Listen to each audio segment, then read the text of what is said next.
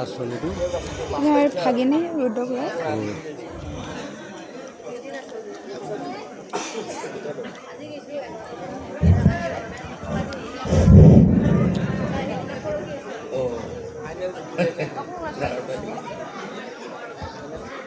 মানে তোমাৰ নাম কি?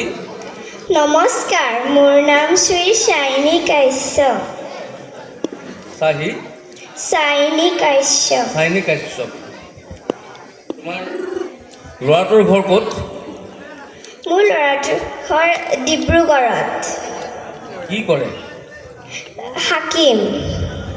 হাকিম। হয়। তেওঁৰ নাম কি? অসমীয়া সমাজৰ স্বামীৰ নাম ক'ব নেপায়। তোমাৰ আজি জোৰোণ নে বিয়া? হা? নহয়, মোৰ আজি হাইহাল দিয়া। হাইহাল দিয়া? হয়। তুমি পাহি কইনা? হাইহাল দিয়া হে?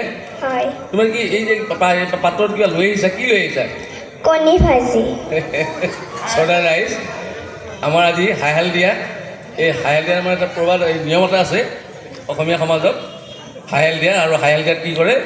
কইনাই মানে কি এই কণী ভজা দিয়ে। এতিয়া কথা হ'ল কণী ভজা ইয়ালৈকে লৈ আহিছে। এটা কাম কৰা তুমি, আমাৰ যিখিনি ইয়াতে ৰাইজ আছে প্ৰত্যেককে অকণ ভগাই দিয়া।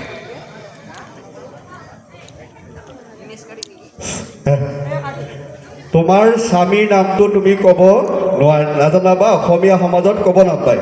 যদি আজিৰ দিনত অৰুণোদয় আমাৰ ৰেচন কাৰ্ডত স্বামীৰ নামটো থাকে, ধৰা হ'ল তোমাক এখন অনুষ্ঠানত তোমাক সুধিছে তুমি তোমাৰ স্বামীজনৰ নাম কোৱা, তেনেহ'লে তুমি কি কৰিবা?